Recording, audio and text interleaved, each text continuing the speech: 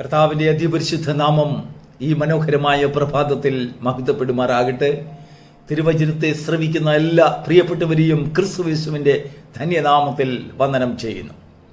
ഇന്നത്തെ നമ്മുടെ ധ്യാനത്തിനായി ദൈവത്തിൻ്റെ ആത്മാവുക്ക് നമുക്ക് നൽകിയതായ വചനം മത്തായിയുടെ സുവിശേഷം 25-ാം അധ്യായത്തിൻ്റെ 1 മുതലുള്ളതായ ചില ഭാഗങ്ങളാണ്. നമുക്കെല്ലാവർക്കും സുപരിചിതമായിട്ടുള്ള ഒരു കഥ, കർത്താവ് പറഞ്ഞതായ ഒരു ഉപമ, തിരുവചനത്തിലെ ഏറ്റവും വ്യത്യസ്ത അനുഭവങ്ങൾ കാണിക്കുന്നതായ, അല്ലെങ്കിൽ കർത്താവ് ഈ ലോകം വിട്ട് പോകുന്നതിന് മുമ്പ് തൻ്റെ ഭക്തന്മാർക്ക്, ശിഷ്യന്മാർക്ക് കൊടുക്കുവാനുള്ളതായ അന്ത്യമായ ഒരു വലിയൊരു ആലോചന, തിരുസഭയ്ക്കും നമുക്കെല്ലാവർക്കും ഉപകാരപ്രദമായി നാം എല്ലാവരും കുറിക്കൊള്ളേണ്ടതായ ഒരു വചനമാണ് അവിടെ നൽകപ്പെട്ടിരിക്കുന്നത്. പ്രസ്തുത വചനത്തെ സംബന്ധിച്ച് 10 കന്യകമാരെ സംബന്ധിച്ചുള്ളതായ വിവിധമായ ട്രാൻസ്ലേഷൻസും വെളിപ്പാടുകളും പ്രസംഗങ്ങളും അനേക ഉപദേശങ്ങളുമൊക്കെ നമ്മുടെ ജീവിതത്തിൽ നമ്മൾ അനേക ഭക്തന്മാരിൽ കൂടെ, അനേക ദൈവമക്കളിൽ കൂടെ നമ്മൾ കേട്ടിട്ടുണ്ട്. എങ്കിലും ദൈവത്തിൻ്റെ ആത്മാവ് ഈ പ്രഭാതത്തിൽ നമ്മോട് ഒരേ ഒരു കാര്യം അതിൽ നിന്ന് എടുത്തുകൊണ്ട് നമുക്ക് ചില സന്ദേശങ്ങൾ തരുവാൻ ആഗ്രഹിക്കുകയാണ്. നോക്കൂ, അവിടെ കർത്താവ് പറഞ്ഞതായ മണവാളനെ എതിരേൽക്കുവാൻ പുറപ്പെട്ടതായ 10 കന്യകമാരെ കുറിച്ച് 5 പേർ ബുദ്ധിയുള്ളവരും 5 പേർ ബുദ്ധിയില്ലാത്തവരും. ബുദ്ധിയുള്ളവർ കരുതിയതായ എണ്ണ, അതാണ് നമ്മുടെ ദൈവത്തിൻ്റെ ആത്മാവ് ഇന്ന് പകൽക്കാലം നമ്മോട് പറയുവാനുള്ളതായ ചില സന്ദേശങ്ങൾ അടങ്ങിയിരിക്കുന്നതായ ഭാഗം. എവിടെയാണ് അവർ എണ്ണ കരുതിയത്? വിളക്കിൽ എണ്ണ കരുതിയത് ബുദ്ധിയില്ലാത്തവർക്കും ബുദ്ധിയുള്ളവർക്കും ഒരേ രീതിയിലായി യുണീക്കായിട്ടുള്ളതായ വിളക്കുകളും ആ വിളക്കിൽ എരിയുവാൻ ആവശ്യമായിട്ടുള്ളതായ എണ്ണയും എല്ലാവരുടെയും വിളക്കിൽ ഉണ്ടായിരുന്നു. എന്നാൽ ബുദ്ധിയുള്ളവർ അവർ വേറൊരു പാത്രത്തിൽ എണ്ണ കരുതി.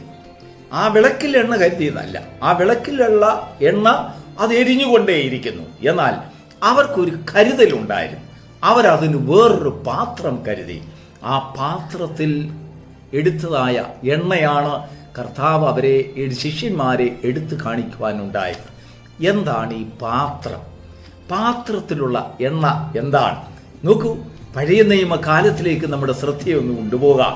മോശ മുഖാന്തരം ഇസ്രായേൽ ജനത്തിന് സമാഗമന കൂടാരത്തെക്കുറിച്ചുള്ളതായ ചില പ്രമാണങ്ങൾ കൊടുക്കുമ്പോൾ അവനോട് വ്യക്തമായി ഇസ്രായേൽ ജനത്തെ ധരിപ്പിക്കുവാൻ അവർ ആചരിക്കേണ്ടതായ, എവിടെ പോയിരുന്നാലും അവർ ചെയ്യേണ്ടതായ ഒരു കാര്യം കർത്താവ് അവിടെ മോശ മുഖാന്തരം വെളിപ്പെടുത്തുകയാണ്. എന്താണെന്നറിയാമോ? മന്ന ഇട്ടുവെച്ചതായ പാത്രം. ആ പാത്രത്തിലെ മന്ന ഒരിക്കലും കേടാകുന്നില്ല. അത് ജീവിതകാലം മുഴുവനും തലമുറകളോളം ഒരു സാക്ഷ്യമായി അത് ഭവിക്കുകയാണ്. എന്താണ് ആ സാക്ഷ്യം? ഞങ്ങളുടെ പിതാക്കന്മാർ മരുഭൂമിയിൽ ആഹാരമില്ലാതെ വലഞ്ഞപ്പോൾ ദൈവം ആകാശത്തിൽ നിന്ന് ദൂതന്മാരുടെ ഭക്ഷണം കൊടുത്തു. മനുഷ്യൻ അപ്പം കൊണ്ട് മാത്രമല്ല ജീവിക്കുന്നത്, ദൈവത്തിന്റെ വായിൽ നിന്ന് വരുന്നതായ ഓരോ വചനങ്ങൾ കൊണ്ടും മനുഷ്യന് ജീവിക്കാൻ കഴിയും എന്നുള്ളതായ ഒരു സാക്ഷ്യം അടങ്ങിയതായ ഒരു പാത്രം ഇസ്രായേൽ മക്കളുടെ പക്കൽ എപ്പോഴും ഉണ്ടായിരിക്കണം. അവരുടെ ആലയത്തിൽ ഉണ്ടായിരിക്കണം, അവരുടെ ഭവനത്തിൽ ഉണ്ടായിരിക്കണം എന്ന് കർത്താവ് മോശ മുഖാന്തരം അവർക്ക് കൽപ്പന കൊടുക്കുകയുണ്ടായി. അതേ പാത്രത്തെ കർത്താവ് ഇവിടെ ഒരു എണ്ണ രൂപത്തിൽ ഇവിടെ കൊണ്ടുവരികയാണ്. അപ്പോസ്തലനായ പൗലോസ് പറയുന്നുണ്ട്, നോക്കൂ, തന്റെ പാത്രത്തെ അപ്പോസ്തലനായ പൗലോസ് എടുത്ത് കാണിക്കുന്നു.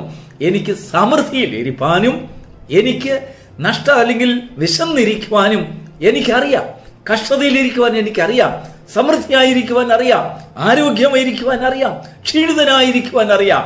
കഷ്ടതയിൽ കൂടെ ഞാൻ കടന്നു പോയിട്ടുള്ളതായ അനേക അനുഭവങ്ങൾ എൻ്റെ ജീവിതത്തിലുണ്ട്. കർത്താവ് ശിഷ്യന്മാരെ ധരിപ്പിക്കുവാൻ ഉദ്ദേശിച്ചതായ ഒരു കാര്യം, നോക്കൂ, നിങ്ങളുടെ മുൻപിൽ ഒരു കൂരിരുട്ട് വരുന്നുണ്ട്, ഒരു അർദ്ധരാത്രി നിങ്ങളുടെ മുമ്പിൽ നിങ്ങൾക്കായി കാത്തിരിക്കുന്നുണ്ട്. ലോകത്തിൽ നിങ്ങൾക്ക് കഷ്ടങ്ങളുണ്ട്, നിങ്ങൾ അനുഭവിച്ചിട്ടില്ലാത്ത, കണ്ടിട്ടില്ലാത്തതായ അനേക കൂരിരുട്ടുകൾ നിങ്ങളെ സമീപിക്കുവാൻ പോകുന്നു. നിങ്ങൾ ആ കൂരിരുട്ടിൽ കൂടെ യാത്ര ചെയ്യേണ്ടതായിട്ടുണ്ട്. നിങ്ങളുടെ കയ്യിൽ കരുതിയിരിക്കുന്നതായ, അല്ലെങ്കിൽ നിങ്ങൾക്ക് നൽകിയിരിക്കുന്നതായ ഒരു വിളക്കുണ്ട്, അതിൽ കുറച്ച് എണ്ണയുണ്ട്, അത് എരിയുന്നു, അത് വെളിച്ചം തരുന്നു, അത് ശോഭ തരുന്നു, എല്ലാം സത്യമാണ്. എങ്കിലും നിങ്ങൾ നിങ്ങളുടേതായ ഒരു പാത്രം, ആ പാത്രത്തിൽ എണ്ണയും നിങ്ങൾ കരുതിയിരിക്കണം. ദൈവത്തിന് സ്തോത്രം. എന്താണ് ഇതിന്റെ അർത്ഥം?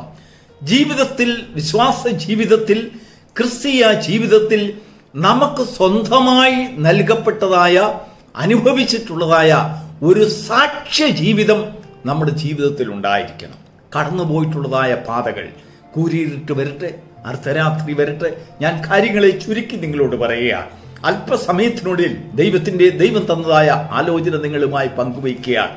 മനുഷ്യ ജീവിതത്തിൽ ഒരു സാധാരണമായ ചിന്താഗതിയിൽ അതിനങ്ങേപ്പുറം, അല്ലെങ്കിൽ നമ്മളുടെ ഒരു സാധാരണ ചിന്ത മനോഭാവത്തിന് അങ്ങേപ്പുറം നമ്മുടെ ജീവിതത്തിൽ ചില ഒരുക്കങ്ങൾ നമുക്ക് ആ കൂരിരുട്ടിനെ നേരിടുവാൻ, അല്ലെങ്കിൽ അർദ്ധരാത്രികളെ നേരിടുവാൻ നമുക്ക് ഉണ്ടായിരിക്കണം എന്ന് കർത്താവ് ശിഷ്യന്മാരെ, തന്റെ കൂടെ നടന്നതായ ജനത്തെ ബോധിപ്പിക്കുകയാണ്.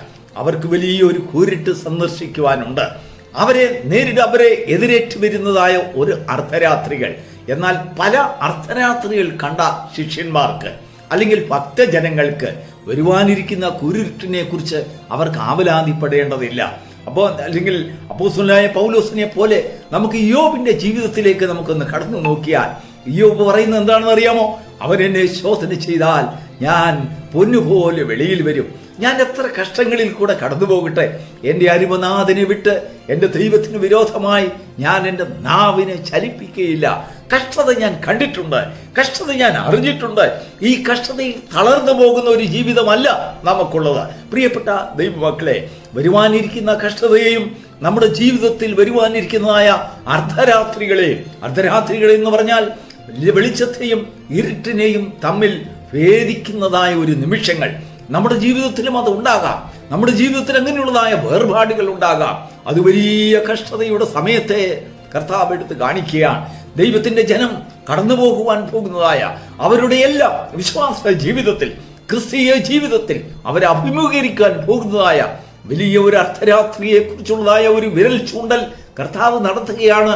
ആ സമയത്ത് നമ്മൾ ചിന്തിക്കുന്നത് പോലെയുള്ള ഒരു വിളക്കോ നാം ക്രിസ്തുവിനെ സ്വന്തം രക്ഷിതാവായി സ്വീകരിച്ചിട്ടുണ്ട്, പരിശുദ്ധാത്മാഭിഷേകം നാം പ്രാപിച്ചിട്ടുണ്ട്.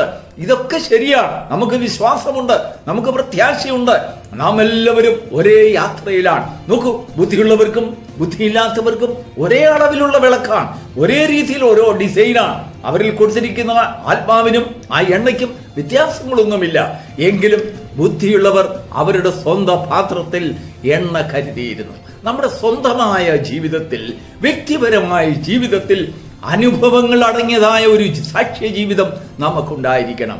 ഇല്ലായെങ്കിൽ നമ്മൾ വഴിമധ്യേ തകർന്നു പോകും, പരീക്ഷകളിൽ തകർന്നു പോകും, പരിശോധനകളിൽ തകർന്നു പോകും. നമുക്ക് ലോഭ്യമായി ഇരിപ്പാനും സമൃദ്ധിയിൽ ഇരിപ്പാനും അഭ്യസിച്ചിട്ടുള്ളതായ ഒരു ജനം, അല്ലെങ്കിൽ വിശന്നിരിപ്പാനും സമൃദ്ധിയിൽ ഇരിപ്പാനും, അല്ലെങ്കിൽ അഭ്യാസം കൊണ്ടതായ ഒരു ജനം, അഭ്യാസത്താൽ തികഞ്ഞ ഇന്ദ്രിയങ്ങളുള്ളതായ ഒരു മനുഷ്യനെ സംബന്ധിച്ചിടത്തോളം അവന്റെ ജീവിതത്തിൽ വരുന്ന കഷ്ടപ്പാടുകളോ പരിശോധനകളോ നോക്കി അവൻ തകർന്നു പോകുകയില്ല. അവൻ നേരോടെ ഉയർന്നു നിൽക്കും. അവന്റെ വിശ്വാസത്തെ ചോദ്യം ചെയ്യുവാൻ ഒരു മനുഷ്യർക്കും സാധിക്കുകയില്ല. അവൻ കഷ്ടതയുടെ തീച്ചൂടയിൽ കൂടെ കടന്നു പോകട്ടെ, അവൻ പൊന്നുപോലെ വെളിയിൽ വരും. അവൻ സങ്കടപ്പെടുവാനില്ല, ആവലാതിപ്പെടുവാനില്ല.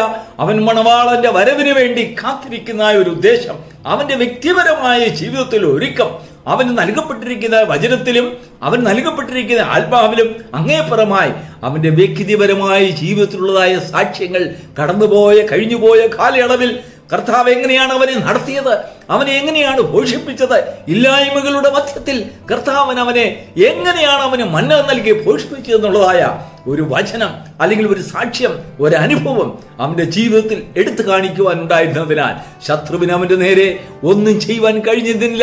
ശത്രു അവന്റെ മുൻപിൽ തോറ്റുപോയി, കഷ്ടങ്ങൾ അവന്റെ മുൻപിൽ തോറ്റുപോയി. അവന് ജയാളിയായി നിൽക്കുവാൻ കഴിയും എന്നുള്ളതായ വചനം നമ്മെ ഈ പ്രഭാതത്തിൽ ദൈവത്തിന്റെ ആത്മാവ് എടുത്തു കാണിക്കുന്നു. അങ്ങനെ ബുദ്ധിയുള്ള കന്യകമാരെ പോലെ ആയിത്തീരുവാൻ ദൈവം നമുക്ക് ധാരാളമായ കൃപ, അനുഭവവും സാക്ഷ്യമുള്ളവരായി കഷ്ടതകളെ നേരിടുവാനുള്ള കൃപ ദൈവം നൽകി തരുമാറാകട്ടെ. God bless you.